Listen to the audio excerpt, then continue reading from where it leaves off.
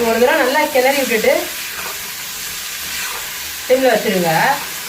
சும்மா கிளறிட்டே இருக்கக்கூடாது, தட்டி உடஞ்சிரும் மீன்.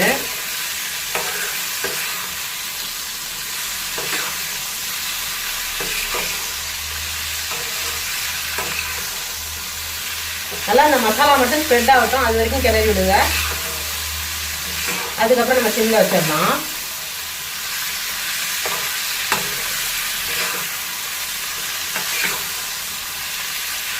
நல்லா மசாலா ஸ்ப்ரெட் ஆயிடுச்சு. இப்போ சிம்மில் வச்சிடலாம்.